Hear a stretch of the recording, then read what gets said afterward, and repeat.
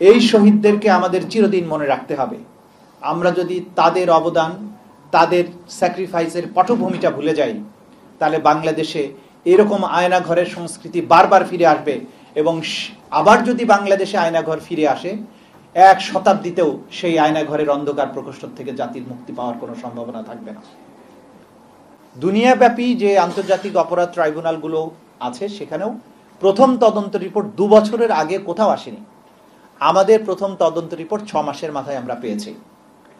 গুমের মামলার অধিকাংশ বলা যাবে না, যেহেতু হাজার হাজার অভিযোগ আছে, অন্তত 10-15টা উল্লেখযোগ্য ঘটনা বা গুমের তদন্ত সম্পন্ন প্রায় জুন মাসের মধ্যেই সেগুলো রিপোর্ট আপনারা পাবেন ইনশাআল্লাহ। আমরা আপনাদেরকে যে সুখবরটা দিতে চাই, যে গুম বাংলাদেশে মানবতা বিরোধী অপরাধ এবং আয়নাঘরের জন্ম, যে সংস্কৃতি যার কারণে হয়েছিল, যে একজন ব্যক্তিকে ক্ষমতায় রাখার জন্য এত কিছুর আয়োজন করা হয়েছিল, কালচারে পরিণত করা হয়েছিল, সিস্টেম ডেভেলপ করা হয়েছিল, সেই অপরাধের যিনি নিউক্লিয়াস, তার বিরুদ্ধে আনুষ্ঠানিক অভিযোগ ইনশাআল্লাহ আগামীকালকে আমরা দাখিল করতে যাচ্ছি। অভিযোগ দাখিলের পরে আপনারা জানেন যে আন্তর্জাতিক অপরাধ ট্রাইব্যুনালের আইন অনুযায়ী বিচারটা কন্টিনিউয়াসলি চলবে, কোনো অ্যাডজর্নমেন্ট ছাড়া প্রতিদিন চলবে। তা আমরা সেইভাবে বিচার প্রক্রিয়া এগিয়ে নিয়ে যাওয়ার ব্যাপারে দৃঢ় প্রতিজ্ঞ। পাশাপাশি এর আন্তর্জাতিক যে স্ট্যান্ডার্ড মেনটেন করা, মানবাধিকার রক্ষা করা, বিচারের নামে অবিচার যাতে না হয়, অতীতে যেগুলো হয়েছে সেগুলো যাতে না হয়, সেগুলোর ব্যাপারে আমরা খুবই সতর্ক এবং সাবধান আছি। যাতে করে বিচার হবে, অপরাধীর শাস্তি নিশ্চিত করা হবে, কিন্তু কোনো রকমের আইনের ব্যত্যয় যাতে না হয়, কোনো ধরনের অবিচার এবং অন্যায়ের প্রশ্ন যাতে না তোলা যায়, দুনিয়াব্যাপী কোথাও যেন এই সমালোচনা করা না যায় যে তারা বা আওয়ামী লীগ বা অতীতের সরকার যেভাবে মানুষকে বিচারের নামে তামাশা করে শাস্তি দিয়েছে, হত্যা করেছে বিচারিকভাবে, তাদের মতো বিচার এই সরকার করেনি বা এই বিপ্লবোত্তর পরিবেশে সেই বিচারটা হয়নি, সেটাও আমাদের নিশ্চিত করতে হচ্ছে। সুতরাং আপনাদের কাছে, জাতির কাছে আমাদের কথা হচ্ছে, ধৈর্য ধরেছেন আপনারা একটা বিপ্লব সফল করেছেন। বিপ্লবের পরে মানুষের মধ্যে এক ধরনের উন্মাদনা থাকে যে দ্রুতই আমরা সবকিছুর পরিবর্তন চাই। সেই পরিবর্তন করতে একটু সময় লাগে, যেটা আমি বলেছি আমাদের তদন্তের ক্ষেত্রে লেগেছে। কিন্তু এখন আমরা একটা চূড়ান্ত পর্যায়ে আছি। একটার পর একটা তদন্ত রিপোর্ট আসতে থাকবে, কারণ অধিকাংশ ক্ষেত্রেই আমরা যে অপরাধের যে স্ট্রাকচার, অপরাধের কোথা থেকে শুরু হয়েছে, কোথায় গিয়ে শেষ হয়েছে, কারা কারা ইনভলভ ছিল, মোটা দাগে সেগুলো কিন্তু আমরা আইডেন্টিফাই করে ফেলেছি।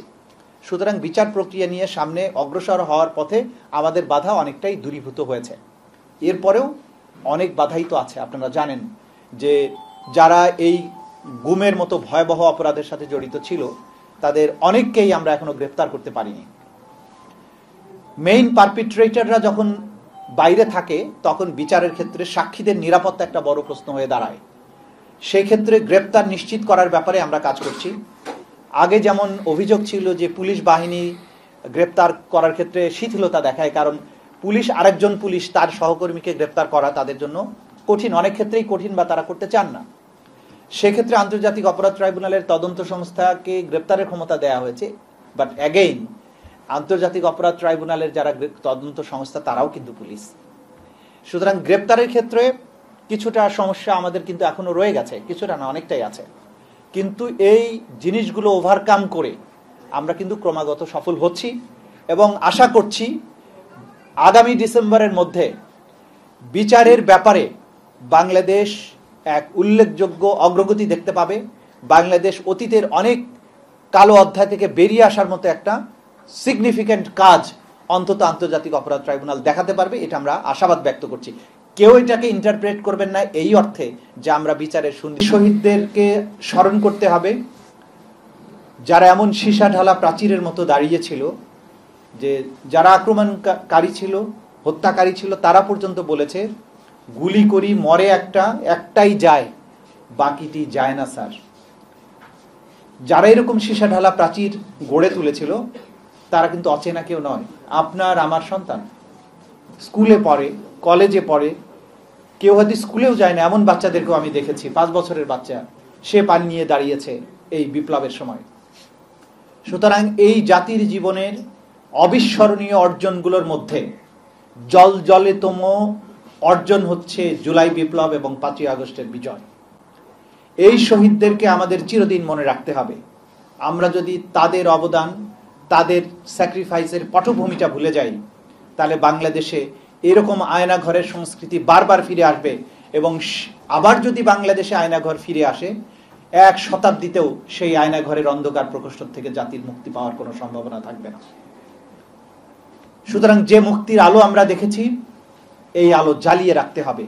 কোনোভাবেই এই আলো নিভতে দেয়া যাবে না। Plain and simple. আমরা আমাদের সন্তানদেরকে আবারও আয়না ঘরে দেখাটা অ্যাফোর্ড করতে পারবো না।